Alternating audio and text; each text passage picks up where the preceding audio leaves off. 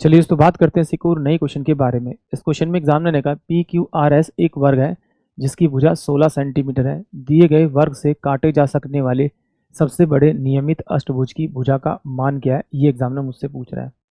तो देखिए एग्जामिनर ने क्या कहा, इस पॉइंट को कट करने के लिए बोला है, फिर उसने इस कट को करने के लिए बोला है, फिर उसने इस कट को करने के लिए बोला है, और फिर इसने इस पार्ट को काटने के लिए बोला है। ये थोड़ा सा छोटा बड़ा कट गया, बट ये सारे जो कट हैं वो बराबर है, क्योंकि अष्टभुज की सभी भुजाएं बराबर बराबर होती है।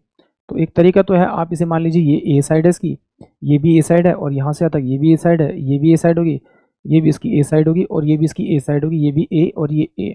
और एग्जामिनर ने एक वर्ग दिया है, तो ये वर्ग मेरे पास 16 सेंटीमीटर का है, तो 16 16 इसकी साइड होगी। तो अगर मैं इस 16 में से अगर ए माइनस कर दूं, तो ये ए 16 माइनस का ए जो बचेगा वो इस वाली साइड और इस वाली साइड के सम के बराबर बचेगा।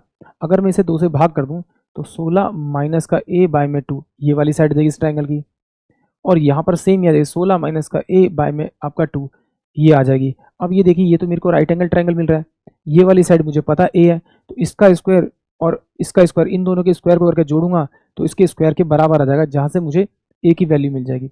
इस तरह से करेंगे तो काफ़ी लेंथी हो जाएगा, थोड़ा सा छोटा करने की कोशिश करते हैं। कैसे करें, देखिए मुझे मालूम है कि इस वाली साइड को अगर मैं √2 मान लूँ, तो ये वाली साइड मेरे पास 1 और 1 होगी, क्योंकि हमने पढ़ा है कि अगर कोई राइट एंगल ट्रायंगल दे रखा है और उसकी दोनों साइडें अगर बराबर बराबर है, तो उसको √2 से आप अगर मल्टीप्लाई कर दोगे तो उसकी हाइपोटेन्यूज देगी। अगर ये √2 है तो यहाँ से यहाँ तक की साइड भी इसकी √2 होगी, क्योंकि जो मेरे पास में एग्जामिनर ने अष्ट अष्टभुज दे रखा है उसकी सभी साइडें बराबर होती है, तो इसका मतलब ये भी √2 हो जाएगी आपकी, ये 1 हो जाएगी। सेम ऐसे ही हो जाएगा, ये आपका √2 हो जाएगा तो ये 1 और 1 हो जाएगा। सेम एज ऑन ये मेरे पास में आपका √2 हो जाएगा तो ये 1 और ये 1 हो जाएगा, और ये मेरे पास में कितना हो जाएगा आपका √2 और √2। अब सिंपल सी बात है, मुझे मालूम है कि अगर मैं इन इन इस पूरी साइड को जोड़ूं, इन तीनों को जोड़ूं, तो मेरे पास में वो 16 के बराबर ही होना चाहिए। तो मैं जोड़ लेता हूँ कि 1 प्लस का आपका 1 दोनों तरफ साइड, ये वाली साइड और ये वाली साइड, और प्लस में √2, तो ये बराबर जो होगा वो बराबर किसी होगा 16 के बराबर होना चाहिए। यहाँ मैंने लिखा 2 प्लस का आपका √2 बराबर में ही क्या हो जाएगा आपका 16 के बराबर हो जाएगा।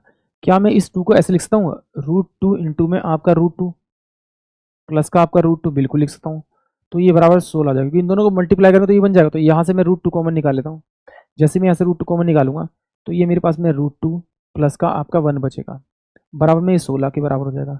तो इस √2 को आप छोड़ दीजिए यहाँ पर, तो 16 अपॉन में कितना हो जाएगा, √2 प्लस का आपका 1 हो जाएगा। रैशनलाइज कर दीजिए, √2 माइनस का 1 हो जाएगा और √2 माइनस का आपका 1 हो जाएगा।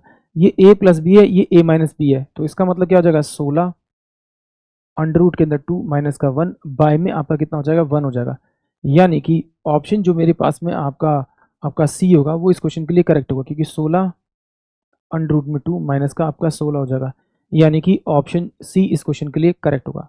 यहाँ पर मैंने √2 की छोड़ा, क्योंकि √2 की जो वैल्यू है वो उसकी साइड है, और इसकी जो वैल्यू आ रही है एग्जामिनर के अकॉर्डिंग वो वैल्यू ये आ रही है, यानी कि ऑप्शन सी। आई होप आप सभी को क्वेश्चन समझ में आया होगा।